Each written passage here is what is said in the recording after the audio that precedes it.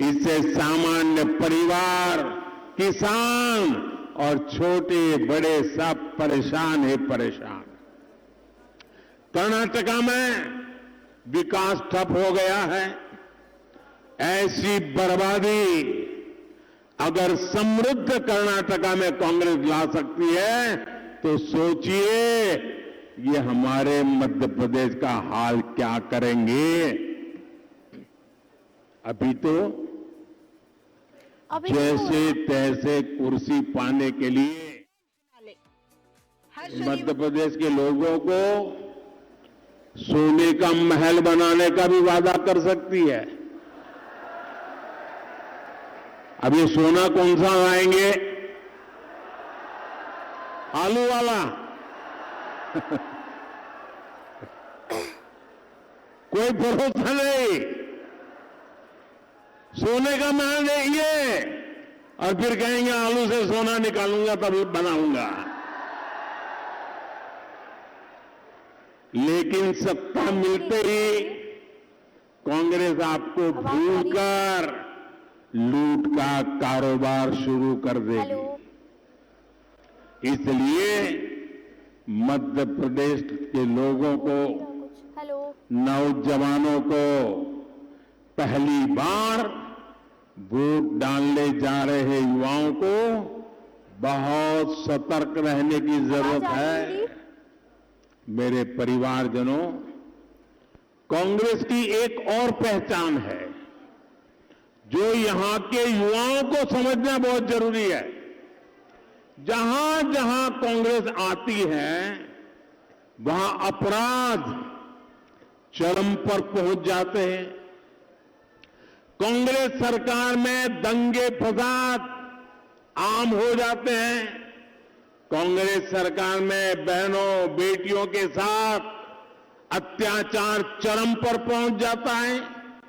लोगों के लिए अपने तीज त्योहार मनाना तक मुश्किल हो जाता है।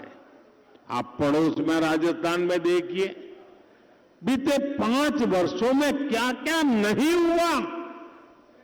क्या हम कल्पना भी कर सकते थे कि भारत में हम कभी सर तन से जुदा ऐसे नारे सुनेंगे?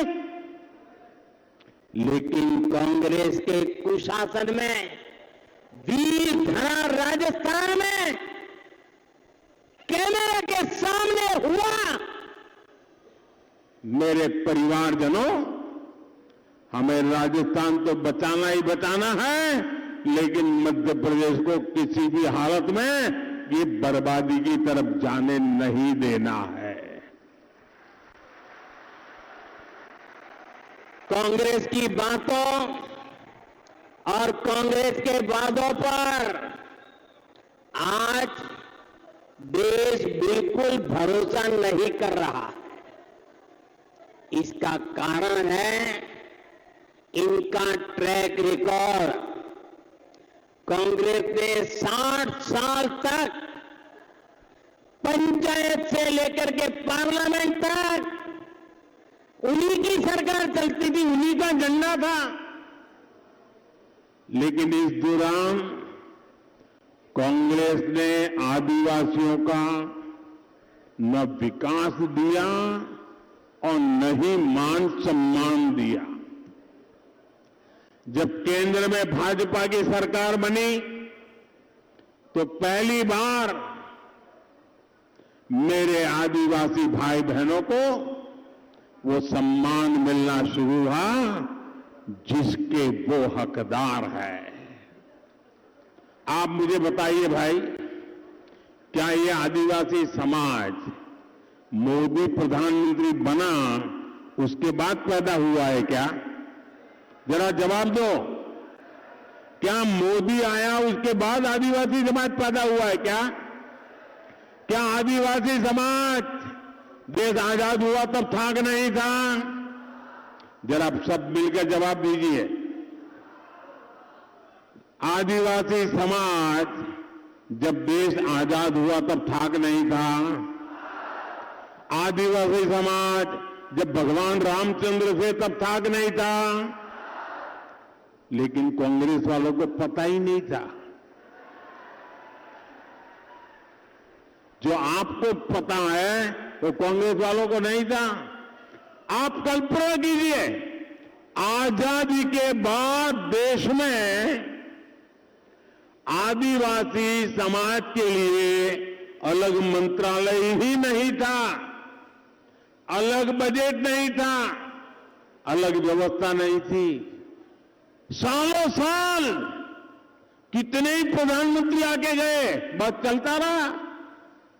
ये अटल बिहारी वाजपेयी जी जब आए, उनकी सरकार बनी, तब देश में पहली बार आदिवासी समाज के कल्याण के लिए अलग मंत्रालय बनाया, अलग बजट दिया। क्या ऐसी कांग्रेस को माफ कर सकते हो क्या? ऐसी कांग्रेस को माफ कर सकते हो क्या? सड़क, बिजली, पानी, ये सब सुविधाएं आदिवासी गांवों में अब भाजपा सरकार पहुंचा रही है। कांग्रेस जब सत्ता में थी तब आदिवासी मंत्रालय का बजट बहुत ही कम था। आज आदिवासी विकास के लिए भाजपा सरकार का बजट, मेरे पहले 10 साल वो थे ना, उनकी रिमोट सरकार चलती थी, याद है ना? उस समय बजट बहुत कम था, लगभग 1.25 लाख करोड़ रुपए का आज बजट है। हमने एकलव्य मॉडल स्कूलों की संख्या में 5 गुना से अधिक बढ़ाई है। हमने लाखों आदिवासी छात्रों को मिलने वाली स्कॉलरशिप में भी बड़ी वृद्धि की है। साथियों, भाजपा की डबल इंजन सरकार से एमपी के आदिवासी परिवारों को डबल लाभ हुआ है। देश भर में हमने अपने सेवा काल में आदिवासी परिवारों को 8 लाख से अधिक पट्टे दिए। यहां भी हजारों परिवारों को पट्टे मिले हैं। यहां पैसा का लाभ भी लाखों लोगों को मिला है। साथियों, देश में कांग्रेस की सरकार जब थी तो भूख से मौतों की खबरें सबसे अधिक आदिवासी क्षेत्रों से ही आती थी। मैंने तय किया कि आदिवासी परिवारों की चिंता हमेशा हमेशा के लिए दूर हो, और इसलिए मैंने, जब कोरोना का कठिन काल था, चारों तरफ मौत मंडरा रहा था, तब मैंने तय किया था किसी गरीब के घर का चूल्हा बुझने नहीं दूंगा, किसी बच्चे को भूखा सोने नहीं दूंगा, किसी मां को आंसू बहाने पड़े ऐसी नौबत नहीं आने दूंगा। और इसलिए मैंने मुफ्त राशन की योजना शुरू की। मुफ्त राशन मिले। आप भी यहां से बहुत लोग होंगे जिनको आज भी मुफ्त राशन मिलता होगा। अब ये 30 दिसंबर को समाप्त हो रहा है, लेकिन मेरी आत्मा कहती है ये तो पुण्य का काम है, इसको बंद नहीं कर सकते हैं। और इसलिए आप मुझे बताइए, ये गरीब को हम कभी खाना खिलाएं तो पुण्य का काम मानते हैं कि नहीं मानते हैं? मानते हैं कि नहीं मानते हैं? गरीब की सेवा करने से पुण्य मिलता है, ऐसा मानते हैं कि नहीं मानते हैं? आज पिछले 3 साल से गरीब को मुफ्त में अनाज मिलता है, तो उसका पुण्य मिलेगा कि नहीं मिलेगा? जरा सब बताइए, पुण्य मिलेगा कि नहीं मिलेगा? अब मुझे बताइए, पुण्य किसको मिलेगा? किसको मिलेगा? किसको मिलेगा? किसको मिलेगा? अरे ये पुण्य आपको मिलेगा, क्योंकि आपने एक वोट मोदी को दिया, उसके कारण मोदी ये गरीबों की सेवा करता है। ये पुण्य के हकदार आप हैं, और इसलिए आगे भी पुण्य मिलता रहे, इसलिए मोदी का निश्चय है, मोदी का संकल्प है कि दिसंबर में योजना बंद नहीं करूंगा, 5 साल और बढ़ा दूंगा। यहां एमपी की भाजपा सरकार राशन आपके ग्राम योजना के तहत गांव-गांव राशन पहुंचाने में जुटी है। यहां भाजपा सरकार सैकड़ों आदिवासी युवाओं को हर वर्ष प्रतियोगी परीक्षाओं के लिए ट्रेनिंग देती है। आपने पीएम विश्वकर्मा योजना के बारे में भी जरूर सुना होगा। जो साथी हाथ के शिल्प से जुड़े हैं, राजमिस्त्री हैं, बढ़ई हैं, खिलौने बनाते हैं, टोकरियां बनाते हैं, कपड़े सिलते हैं, कपड़े धोते हैं, ऐसे हर साथी के लिए 13,000 करोड़ रुपए की योजना हमारी सरकार ने बनाई है। साथियों, कांग्रेस सरकार जब थी तब आदिवासी बच्चों का टीकाकरण भी बहुत कम होता था। आज मिशन इंद्रधनुष के तहत टीकाकरण का दायरा बहुत अधिक बढ़ा है। आज पीएम मातृ वंदना योजना के माध्यम से गर्भवती बेटियों के लिए सीधे उनके बैंक खाते में पैसा भेजा जाता है। शिवराज जी की सरकार भी लाडली बहन और लाडली लक्ष्मी योजना के तहत एमपी की लाखों बहनों को मदद दे रहे हैं। आदिवासी परिवार की बहनों को भी विशेष सहायता दी जाती है। ये भी भाजपा सरकार ही है जिसने पहली बार सिकल सेल बीमारी दूर करने के लिए राष्ट्रीय अभियान शुरू किया है। मेरे परिवारजनों, कांग्रेस तो सिर्फ 7-8 वन उपजों पर ही समर्थन मूल्य देती थी। आज भाजपा सरकार 90 से अधिक वन उपजों पर एमएसपी देती है। ये भाजपा सरकार है जो वन धन योजना लेकर आई है। आज एमपी की हजारों आदिवासी बहनें इस योजना की मदद से अपनी आय बढ़ा रही है। साथियों, कांग्रेस ने हमेशा किसानों के नाम पर सिर्फ अपने लोगों की तिजोरी भरी है। भाजपा ने कपास हो, गेहूं हो, सोयाबीन हो, ऐसी फसलों का एमएसपी भी लागत का 2 गुना दिया है। अब भाजपा सरकार मक्का सहित आपके मोटे अनाज को बढ़ावा दे रही है। अब मोटे अनाज को श्री अन्न के नाम से दुनिया भर में बाजारों में पहुंचाने वाले हैं। यहां का अदरक आज वन डिस्ट्रिक्ट वन प्रोडक्ट योजना के तहत देश भर में पहुंच रहा है। बड़वानी के मिर्च किसानों को भी सही दाम और सही सम्मान भाजपा ही दे सकती है।